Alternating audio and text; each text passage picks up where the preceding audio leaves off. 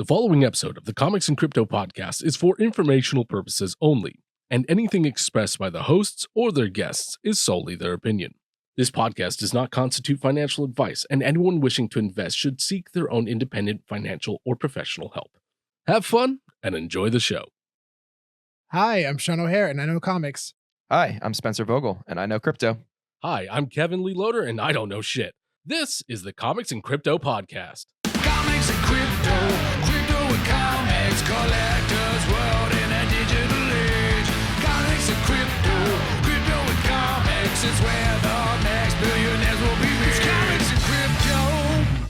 Welcome back to the Comics and Crypto podcast. On today's episode, we will be updating you on the latest news from the world of crypto, sales and speculations from the comic world, and our biggest update yet on the Master Collector program from VeVe. A lot to talk about, so let's get into it. Gentlemen, hello. Welcome back. Hey, hi everyone. Thank you. How's it going? Got my voice back and everything. It's great. It was like a rebirth. You sound better than ever. Oh my God, yes. I've returned. So, Sean, Hey. how was your weekend? It was good. I woke up on Saturday morning to find our front yard completely destroyed. Oh, Yeah, I thought it was vandalism. I thought somebody came and just screwed up all of our grass, but as it turns out, it's raccoons trying to eat grubs out of the grass. Or like the raccoons are trying to eat something from out of the grass. So the whole entire grass is destroyed in like different sections. So I go and get animal repellent and some stuff that kills whatever it is they're trying to eat in the grass. Mhm. And this animal repellent, it literally says on the bottle, repels all. And that's what it does, because it is the worst smelling shit I've ever smelled in my life. really? Like imagine like a dirty diaper, like just covered in sulfur, and you put gasoline on it and burn it, Oh, God. and then you put it out with more sulfur. It's probably half as bad smelling as it is for this stuff. It's just the worst. It's the absolute my worst. God. And the worst part is I was trying to watch the 49er game on Sunday night, and then I come back in the house and that shit is all over my feet. Oh. So I'm like, I can't get the smell off my body. I'm like, How many showers did you have to take? I took one 30-minute shower. I missed halftime, but that's okay. It was worth it. Did it successfully repel the trash pandas? No, they fucked it up even more. The grass is even worse. It's like that'd be attracting great if them. it actually brought them to it. They're like, oh, this smells Yeah, delicious. yeah. And it's Smells not like supposed to trash. inspire anybody. They felt at home. It's awful. Exactly. Like, don't they want trash? Don't they like that? I don't know. I don't know what I'm going to do. If somebody has an idea of what to do, let me know. Sean has a raccoon problem. Anyone have any ideas? Please. Maybe let if us I know. ignore it, it'll just go away. I don't think that's how that works. I know that's not going to work. That I know it's not going to work. Let's get right into the news and what's new in crypto. Spencer, what's going on, buddy? Lots of new stuff in crypto this week, as always. Never a dull moment in the crypto and NFT space. So to start it off, Twitter actually announced that it will be enabling Bitcoin tipping on the Lightning Network. The Lightning Network is a Bitcoin layer 2 scaling solution similar to Polygon or ImmutableX on Ethereum. It allows for cheap micropayments on the Bitcoin network. Twitter also announced that it will support authentication of NFTs, especially profile photo NFTs like CryptoPunks, and allow users to connect their Ethereum wallets to Twitter to perform the verification. NFT profile photos will show a small badge which proves that the NFT is authenticated and that the Twitter account owner is the true owner of that NFT. So I think this is really cool. I think that these moves are going to be great for adoption for crypto and NFTs as a whole. And it's obvious that Twitter really aimed this at bringing cryptocurrency and NFTs to the masses. So excited to see for these things to roll out in the next probably few months. In other news this week, Snoop Dogg revealed that he is Cosimo de Medici. Cosimo de Medici is a popular Twitter personality known for being a huge NFT whale. His collection is estimated to be worth over $17 million, and he owns classics such as CryptoPunks. Pretty sure he owns about 9 CryptoPunks, most valuable of which is estimated to be about $4.6 million.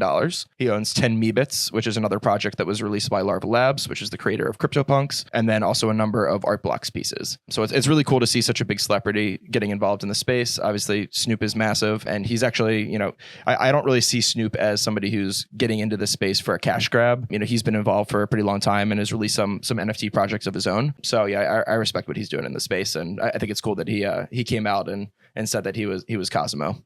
So why did he use that name? What was the point of that? Was that just for like? Yeah, I mean, I guess Why not just go as Snoop Dogg? Yeah, I mean, I guess he wanted to create this Twitter personality that was independent of his normal identity, which is the really cool thing about NFTs and crypto. It provides some anonymity, and I guess he wanted to take advantage of that, and he was basically able to play a whole different character using NFTs and using profile photo NFTs to change who he How long has was. this character been around for? I believe the account was set up only a few months ago. It's relatively new.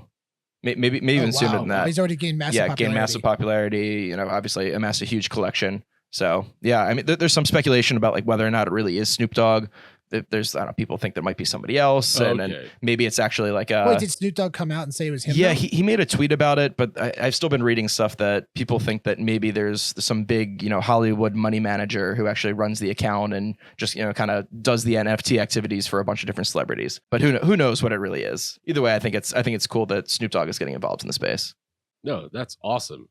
So what do we got for past drops since the last episode? Yeah, so one drop that I'm really, really excited about is called Crypto Hobos. So Crypto Hobos is a generative avatar project. It's pretty unique compared to other avatar projects because the traits are actually hand-drawn instead of being digitally generated. I think there's over 200 unique traits. There's 8,000 items in the collection, which is a little bit less than the 10,000 there usually is. Looking at the art, it's just super, super unique. If you guys are looking at this with me right now too, the pieces are, in my opinion, wow, they're incredible. They're kind of ugly looking. I mean, but like ugly in like the best way possible. I know, I like it though. You can see like the textures. You can see how he like drew them and how the painting is. I like it. I think it's cool. Yeah. Wow. Yeah, I think these are really unique compared to a lot of these other avatar projects that look, I think they blend together. They look very similar. And yeah, this one released last week, and I believe it released, the mint price was, I think, 0.05 ETH. Current floor price is 0.22 ETH. So looking at already over a 4x in about a week. And this project has gotten a lot of notoriety recently because a big Twitter personality named Pranksy, who's a huge NFT collector, he got his fame for basically amassing one of the largest NBA Top Shots collections ever. He may even have the largest collection, I'm not sure. But he has something like 150,000 followers on Twitter, and he started promoting this project, basically, saying that I think he minted something like 450 of these, which out of the 8,000 is a pretty large percentage of the total collection. So yeah, I just think with him promoting it, such a big and respected personality in the space, that I think a lot of people are following his lead, which has led to the massive rise in price floor. There's been over 2,000 Ethereum traded on these things just in the past week. So yeah, this is a project that I really like. I personally bought 5 of these, and I think that they'll continue to do really, really well. Yeah, I like seeing that there's actually an illustrated style to that. That's awesome. Like real artwork. And these are just individually made for NFTs. They're not actually in the real world, right? Exactly. Yeah, the physical world. Yeah, so basically he hand drew all of the actual all the traits and attributes, and then used those hand drawn attributes. The algorithm put them all together into these NFTs, and then he actually physically in the real world burned the actual papers and actually destroyed them. So it doesn't exist in the real world. It only exists digitally. Oh wow, incredible! That's amazing. Supposedly the artist who created is a pretty eccentric guy and does some really incredible stuff. And apparently, I think they're looking to release some additional NFTs for holders. So I think if you own a crypto hobo, then you'll receive like a pet for your hobo. So they'll basically airdrop out an NFT of some sort of an animal companion for your crypto hobo in the same similar art style. So I'm really excited for those to come out as well. Oh, interesting. All right, any new and upcoming drops coming up here, guys? So it's not actually a drop, but the music producer Blau, he's a huge electronic music producer who's gotten really involved in the NFT space recently. He's releasing a platform called Royal, and Royal is a platform where musical artists will be able to sell the royalty rights for the music that they release as NFTs. So I think this is really powerful. Blau, he raised about $16 million to build the platform, and on October 8th, he will be releasing the first song on the platform called Worst Case, and he'll be giving away 50% of the streaming rights to the songs to 333 of his fans. So these are people who have shown support for him in the past. So he's actually giving this away to people. He's not actually selling it, which I think is really cool. So yeah, so 50% of all the music streaming rights and the money that is earned from people listening to this music will go to his fans, which I think is really, really exciting. 50%. Yeah. Ooh. So depending how big the song gets, it could be pretty valuable and pretty lucrative for the people that end up getting these tokens. Blau expects the first 4 to 5 artists dropping on his platform to be very, very large artists from a wide variety of genres. They already have over 2,000 artist inquiries for their platform. And of those 2,000, about 200 of those have about 500,000 monthly active listeners. And a few of those actually have 20 million monthly active listeners. So we should expect to see some really, really big artists selling their music rights as NFTs on the Royal platform in the coming months. So another upcoming project that is having a drop later this week, and I think by the time this episode airs, it will have already dropped, unfortunately, but this is a project that I talked about before. It's called Real Fever, and Real Fever does licensed video NFTs with European soccer, European football, very similar to NBA Top Shot. So it's basically the NBA Top Shot of European soccer. So they'll be doing their Series 2 release on Thursday, which I'm planning on joining. I got into the first release, and I ended up doing really well. I pulled one of the legendary NFTs from a pack, which was, it was a number, I think number 12 out of 50 of. It was a Casillas. Yeah, Iker Casillas, who's a really famous goalie for Spain. So, top 5 of all time. Really? So super excited to be able to Spencer, drop. Get that one in the first holy one. Fuck. Yeah. Yeah. It's literally don't one think of I'll the get most quite as lucky rarest next time, but NFTs we'll on this see. platform. Yeah. Dude, Wow. My mouth dropped because I watched Spain religiously during the World Cup Oh, really? when they won the World Cup. Oh, Yeah. nice. I mean, he's one of the best goalies of all time, arguably Wow. top 3. Damn. Yeah. That's great. So Spencer. Woo. Oh, well done. Yeah. Well, thank you. The floor price on these things is like $2,500 right now, and that's even a month after the initial sale for Series 1 happened. So I was very lucky to pull one. That's all I can say. This platform has a very big future in the licensed European soccer space. So the next one that's coming up this week that I'm excited about, also happening on Thursday at, I believe, 2 p.m. Eastern time, is Funko Pops. So Funko Pops is back once again. They're doing a drop on the Wax blockchain, this time with Iron Maiden. So these NFTs are super cool looking. They have some really amazing animations. I'm not sure, but I wouldn't be surprised if there's some kind of music that's involved in these as well. So I think these are going to be awesome. Once again, they'll be doing a digi-physical drop. So they'll actually be sending out, for the rarest of these, probably 999 of them, which is what they've done in the past few. They'll have a physical Funko that they'll send out to the token holders. Yeah, this is very, very similar to the Teenage Mutant Ninja Turtles one that we talked about before. Oh, I'm really excited about this one. I love Iron Maiden. So yeah, you a big Iron Maiden fan? Nice. I'm going to definitely go after it. Oh, yeah. That's sick, though, that they're still doing the physical copies as well as the digital ones still. That's awesome. I think they're getting pretty popular, so I think they're going to continue going with it. And Funko's such a big player in the physical collectible space, so I think it's a no-brainer for them to have a crossover and do something in both. Yeah, I got involved, based on your recommendation, Spencer, I got involved in the Bob's Big Boy Funko drop. What's really cool is Funko, the very first ever Funko doll was actually Bob's Big Boy, was the very first ever Funko doll. Mm-hmm. So a little bit of historical value there. They're still available, actually. The legendary NFT, there's only 999 of them. It's very affordable. I mean, I saw on there the other day, you can get like a number 23 for like $120, especially since you get an actual physical Funko Pop doll as well. So yeah, definitely worth it. Wow. Yeah. Especially if you're an Iron Maiden fan, I think it's a no-brainer. Yeah. Hell yeah. No, I'm definitely going for that one. This drop will also have already happened, but another drop that Wax is doing this week, actually, I think it happened earlier today. They did a drop with The Princess Bride, which is obviously a really famous movie, and they released an NFT series today to commemorate the 34th anniversary of the movie's release. Yeah, they're really cool looking collectibles. Some of them are animated, some of them feature photos and scenes from the movie. But yeah, so unfortunately, by the time you guys hear this, it'll already be sold out. If you'd like to, you can always grab them on a secondary marketplace. So the major secondary marketplace on the Wax blockchain is called atomichub.io. Definitely recommend it. Super, super easy to use, very user-friendly. You have to use Wax to make purchases. Wax you can get on Bittrex. That's cool. I love that movie. Princess Bride's great. Yeah.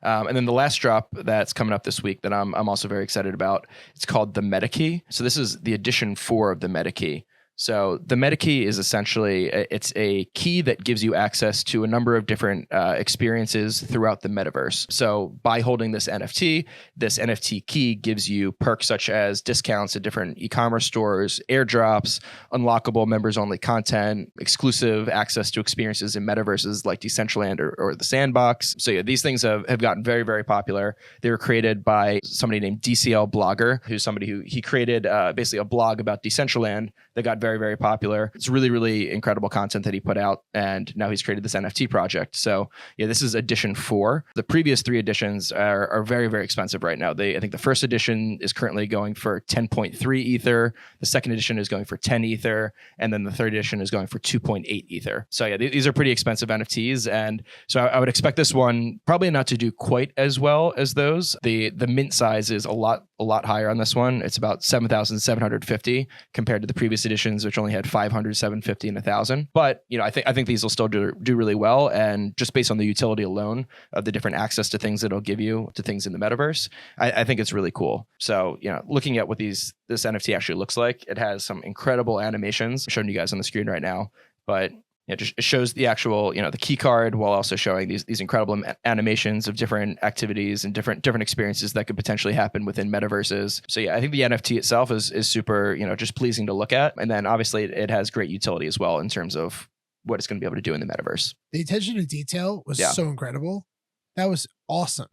Wow. Yeah, that was actually really super well done. impressive. Well, thank you so much, Spencer. Sean, what's new in comics, buddy? A lot has happened over the past month. A ton of notable sales as well, including Avengers #1, a CGC 9.2. This is the first appearance of the Avengers, sold on Heritage for $72,000. The previous sale was for $62,000 on April 13th, 2021. So we're looking at about 10K profit in about 6 months.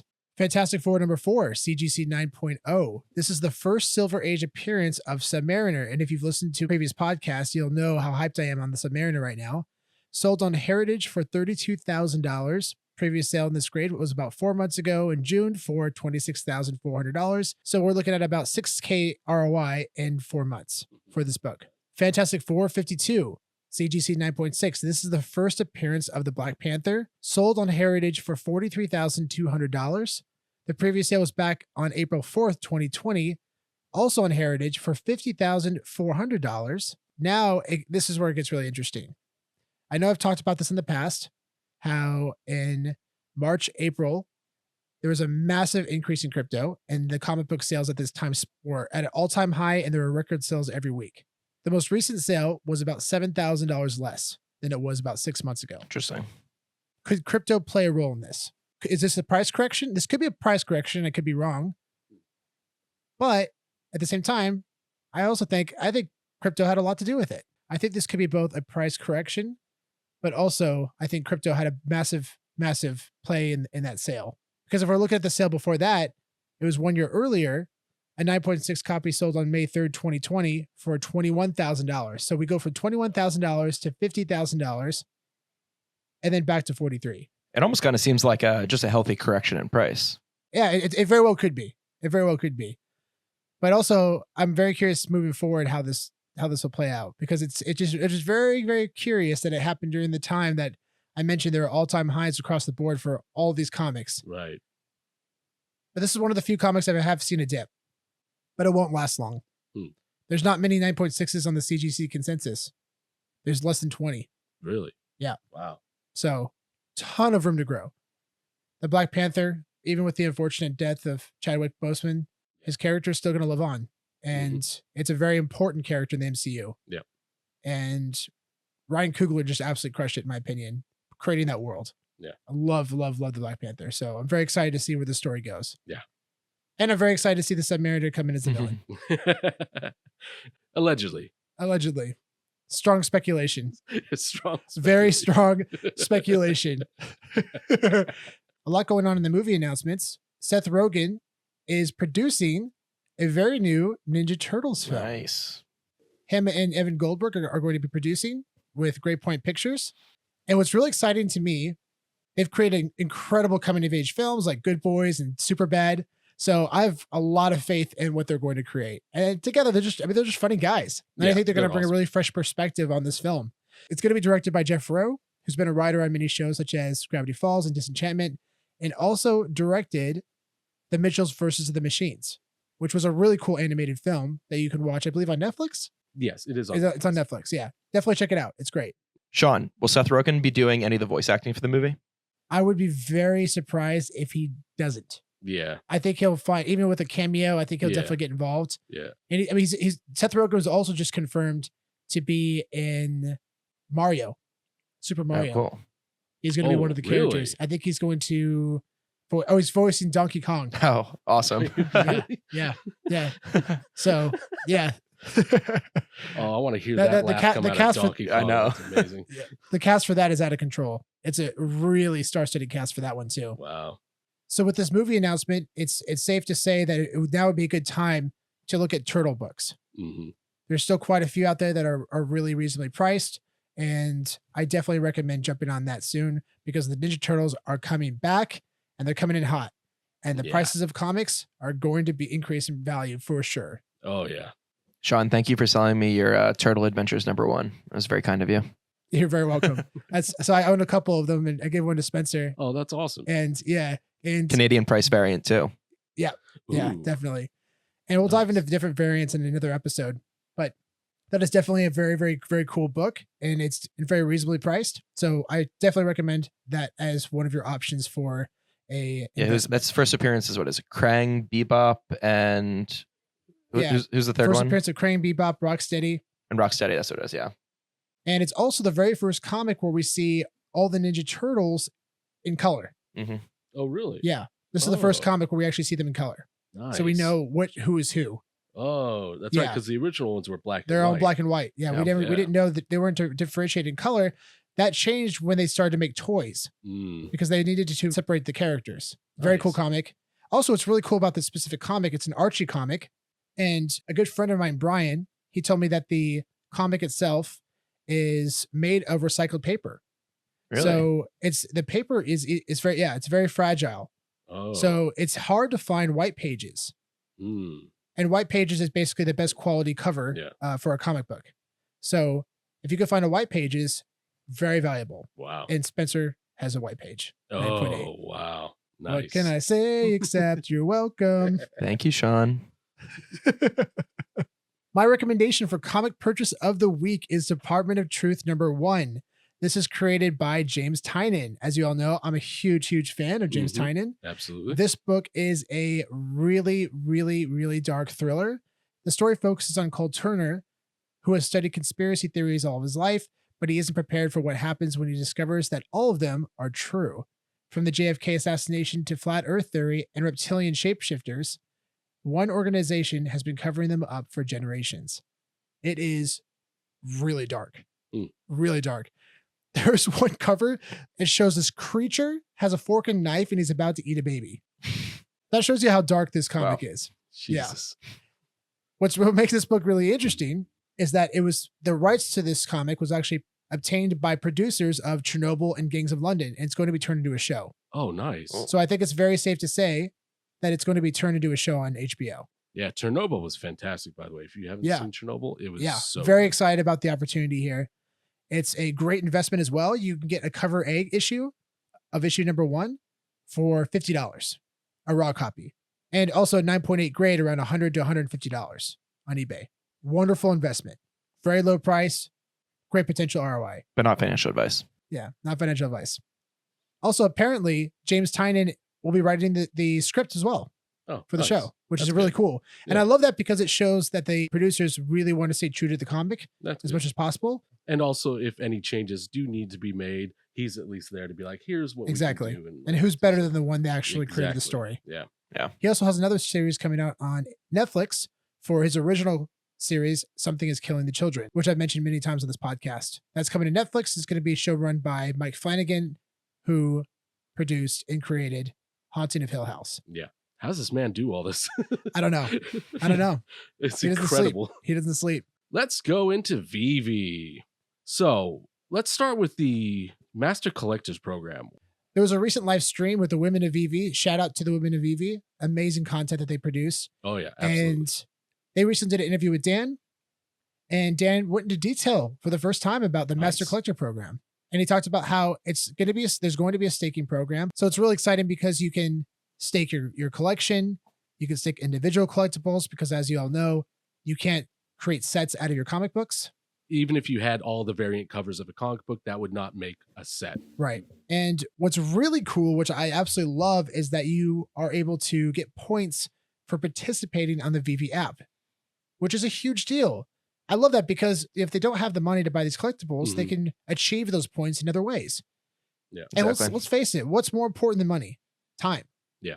You can always make more money, but you can never make time back. The fact that they value people's time is a huge deal, in my opinion. And I think Yeah, everyone yeah. would agree with that. Yeah, completely agree. It's going to be interesting to see how they roll this thing out, whether they're going to do like retroactively give people points based on their past activity on the app, or whether it's going to be from a certain point going forward. I'm not exactly sure how they're going to roll it out. I don't think they've released those details yet, but I definitely agree. I think it's really awesome that they're rewarding the people who may not be able to afford to have these massive collections just by participating in the community. And then also on my side of things, I don't really like to participate in the social side of things, so I still get to be involved as a collector. So I like it for that reason. I know that he mentioned also that it's going to be a max amount of points per day based on Gotcha. participation. Hmm. Yeah. So it's Interesting. not like you can stay up 24 hours and keep obtaining points. I think it's just a max per day that you can achieve. Got it. Hmm. Interesting. Yeah, so it sounds like there's going to have basically different collectors levels. So you may be a master collector Right. level or a diamond collector level, and there'll be different tiers almost based on the amount of points that you're able to accrue. Yeah, the market had a pretty strong reaction to this announcement too. Collectibles prices completely skyrocketed. Almost everything in the collectibles markets, I feel like it at minimum doubled, pretty much overnight too. Yeah, it was unreal. It was unreal. I mean, even the Spider-Man statues, the Spider-Man Secret Rare statue, Mhm. where the floor at one point was $10,000. Yeah. I think it may have even gone past that. And Wow. that was from a recent couple weeks ago, $1,300 high. And it literally 8x'd. Yeah, I was trying to buy them for $2,500, and I was being stingy, and I was trying to find them for less than $2,500, and then all of a sudden the next day they were $10,000. And Todd Buffon Batman, the floor is now 1,900. Recently it was around 450, and then even Superman is hovering around 1,000 to 1,500, and Man. that was also recently around 350. Wow. So Yeah. these ones, as we've all been really high on these ones. The Yeah. characters are just massive. It's their first appearances. Mhm. Some of them are even it's the first ever drop of Warner Brothers and Marvel, and then Yeah. we know these ones are going to have insane ceilings. Like we're Mhm. still far, in my opinion, we're still far from the ceiling on Oh, all yeah. these statues. Yeah. 100%. It's Yeah. going to be ridiculous where these can go, especially when you have an opportunity to buy with OMI Yep. or Ethereum. And what really blew my mind a couple days ago, there's been a confirmed sale for Donnie at $70,000, Wow. making it the most expensive NFT on VeVe. The bottom floor for Verdani is now $100,000. Oh my God. I remember back in March when the floor was like a few $1,000s, and I was like, wow, that's ridiculous. I would never buy something like that. You saw Donnie's at a couple $1,000s? Oh yeah, back in like March. Are you serious? I don't even remember seeing it that Yeah. low. Wow. maybe it's, Wow. I think the lowest I saw was close to 5,000. Oh my gosh. Man. Wow. Unreal. So I wanted to bring up this because a lot of people are talking about it, and I've experienced it myself. The King the Conqueror comic book had this really unique issue where it had a double cover. Did you guys hear about this? Yeah. People have been talking so about this. I happen to, not to brag, but I happen to have an ultra rare of the comic. And when you open to the second page, instead of there being the first page of the comic, there is the cover for the common variant of that comic. Is there something special about this? Is this like something a good collector's item? Like, Do all King variants have the same error by chance? I heard that all 5 of them had it, but I'm not totally certain. I will say this. If all 5 of them have it, I personally don't think that it's going to change the value of these things. They're already Gotcha. incredibly scarce and the most scarce comic book by far. mhm. And that within itself is going to make them incredibly valuable, especially with King the Conqueror being his first appearance in a comic book and his character coming into the MCU. That is going to obtain the value. If they all have this error, Yeah. I think it's an interesting play because I feel like it could be an intentional move by VeVe to test the market. Really? Yeah, to see how people are going to react to it and see if they're yeah. going to increase the value of this. Because if it was just like the commons that had it, I would say, yeah, that's a good opportunity because it's different from the rest, right? Mhm. Because that's the point of an error comic, like even in the physical world, Yeah. you have an error for one edition, but then the other editions don't. And that's Mhm. what makes it special. Hmm. But if they all have an error, I don't think that's going to make a difference, to be honest. Yeah. Interesting. But again, time will tell Yeah, exactly. and the public will decide. That's how it works in Yeah. the physical world. The public decides on the error. Yeah. Because like Department of Truth #1, I think it's the 5th or 6th print. I think it's the 6th print. There's an error edition. Mm, And that could potentially make it more valuable. right. So Hmm. yeah, something to keep in mind. Yeah. I just thought Spencer, that what was do- really interesting. Yeah. Spencer, what are your thoughts on that? As the Well, as the owner of a Ken comic, selfishly, I would very much like this era to be a big thing for people. But I don't know. I think it potentially could. I think maybe even if it isn't all of them, because it's differentiated from all of the other comic books on VeVe because none of the other ones had the double cover. So and double covers are a real thing in the real world, and people take them pretty seriously. I mean, I think it's a pretty big, or it's a pretty small niche within the comic collecting community of people that go after these things. But I think for the people that do, they have a good amount of value. And especially since I saw a lot of people talking about this on like Facebook posts and groups, so it's definitely got a lot of attention. So. I think we all can agree it was very intentional by VeVe, and I think it's very exciting to see where it can go. And I think that was kind of their point. Like let's throw something. You don't I think don't so? know if that was intentional. I don't know. agree. I mean, Yeah. if it was intentional by VeVe, then it's not an error at the end of the day. And they've not said this was intentional. Have they come out and talked about it? They haven't said anything. I haven't seen anything publicly announced about it yet. We'll see. I find it very weird that they would intentionally do that. Yeah, me too. I've been scared to even check my comic book to see if it has the double cover, because there's been other talk recently about potentially comic books basically losing their value or losing their condition when you actually read I heard them. about this too. So if you read a comic book 3 times, then it's the digital condition actually reduces. Then you might have to stake OMI tokens or spend OMI tokens in order to restore it. I don't know. There's some talks about this stuff. I don't know how people don't seem to be reacting well to it. So there's a lot of talks, but nothing's really ever been confirmed. There was one interview from David Yu. It was in Chinese. It was translated where he kind of spoke a little bit about that possibility, but nothing has been confirmed. None of this has been confirmed publicly by VeVe or even David Yu outside of that one interview. Yeah, I think it's important that people kind of just relax if you don't like it, because I will say that VeVe does a wonderful job of communicating to the community and letting everyone know, hey, this is what we think we're going to go. And if people are up in arms about it, I would not be surprised if they 86 it, but I will say also, I don't think I would be absolutely shocked if they tarnish the quality of anyone's NFT without letting them know first. So I would say until you hear something from VeVe, don't worry about reading your comic books or playing with your toys. It's going to be okay. Yeah, especially right now. Like I know, Spencer, you just said you're worried about checking, but don't worry right now because it's obviously not in effect. I would say go ahead and check and maybe have a look at. I understand though if you have like a secret rare of King the Conqueror, it's kind of worrisome. I totally understand that. Even the common now is. I'm just not going to take the risk. Yeah, I don't blame you. I mean, I took the risk to look at my ultra rare, and it had the double cover. You crazy fuck. Yep. Hey, it's the only time I ever opened it. That's awesome. That's awesome. I had to confirm it. I had to know. I know if this was real. I had to know. I'm was. sorry. And it was.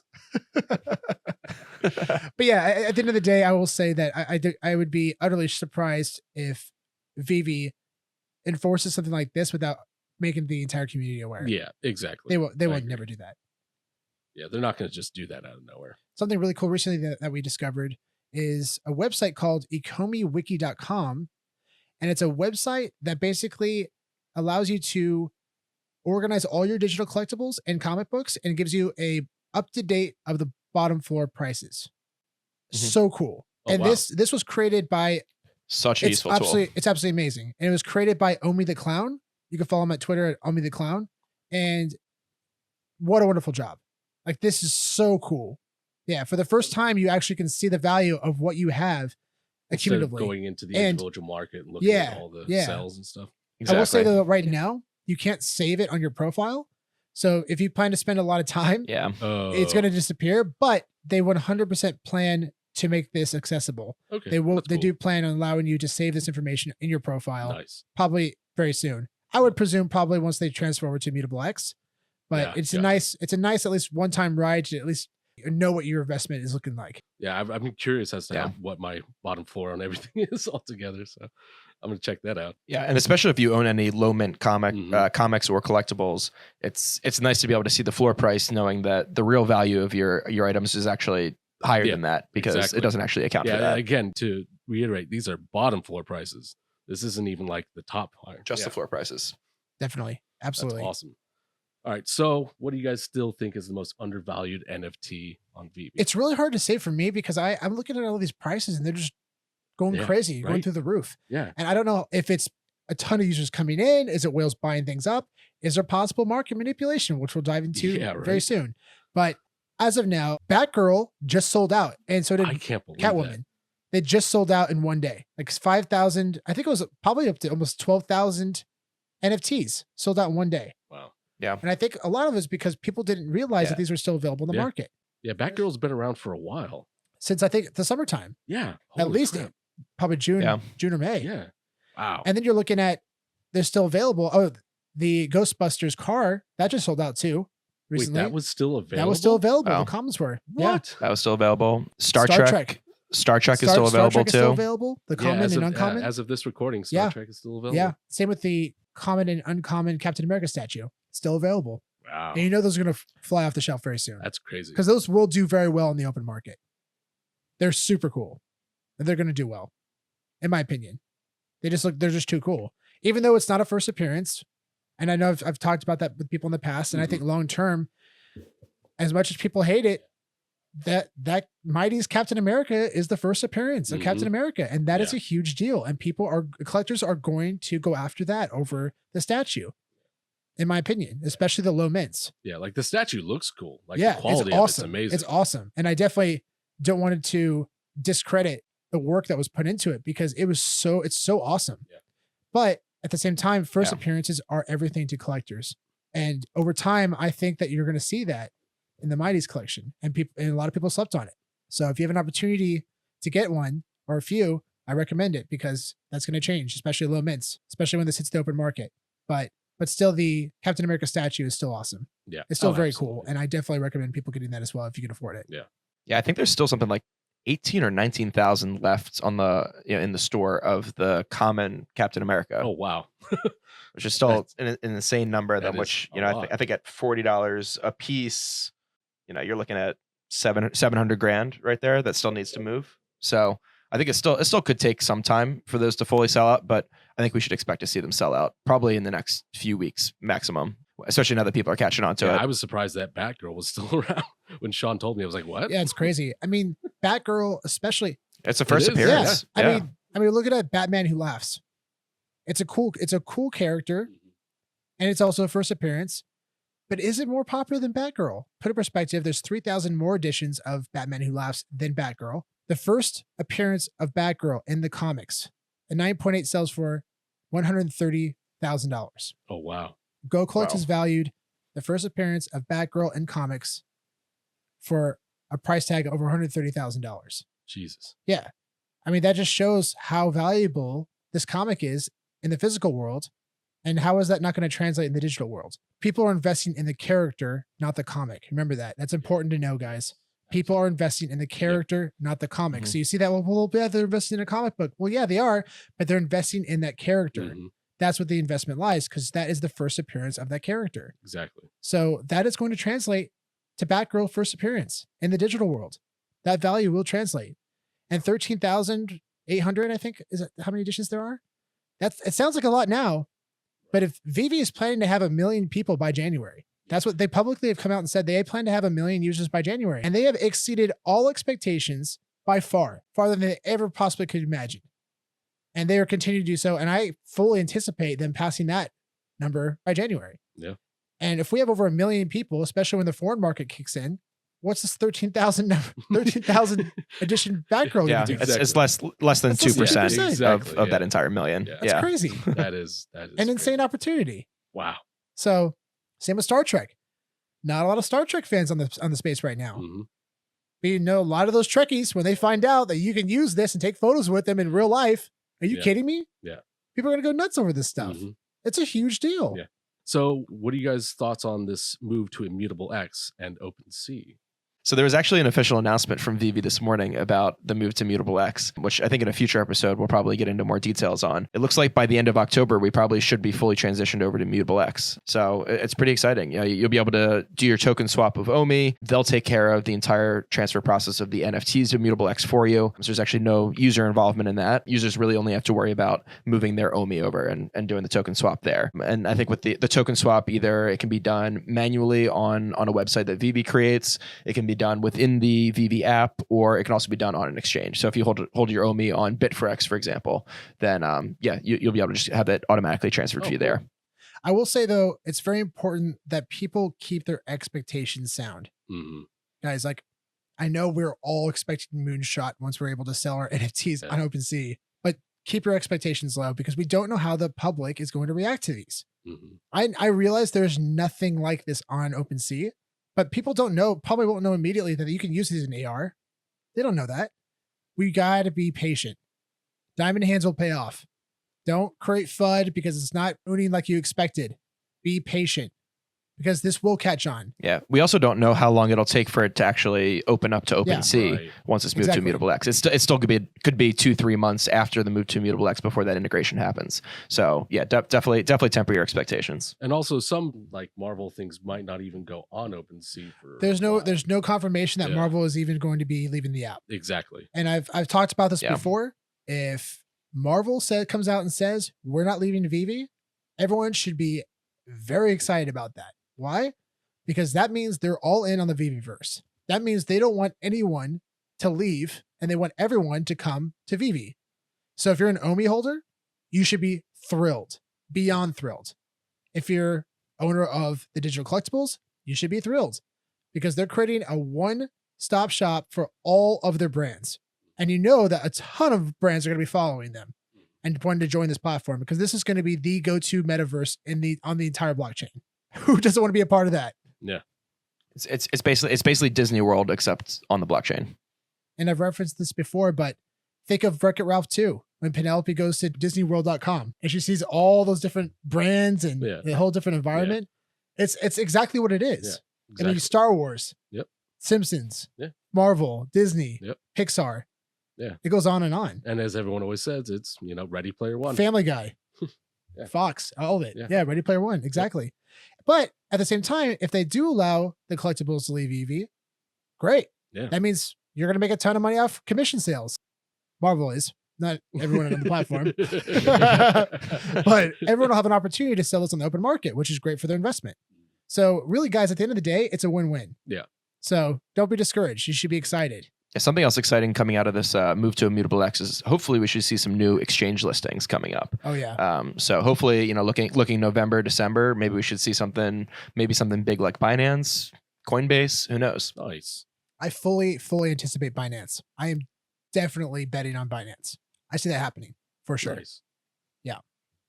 Yeah. Binance will send OMI price well past 1 cent, probably closer to 2 cents. Really? Yeah. That's my price prediction if they list on Binance. At least from where prices currently are. If you have an opportunity to buy OMI, do it ASAP. Once this transition happens with ImmutableX, guys, the new exchanges are coming. Yeah. They have said in the past that they are hoping to have, I think, up to 3 to 5 new exchanges by the end of the year. Wow. And if that's true, then we're looking at October, end of October. That means November, December, basically in 2 months, they'll be on potentially 5 new exchanges. And even if they have 1 or 2, and one of them is Binance, that's massive.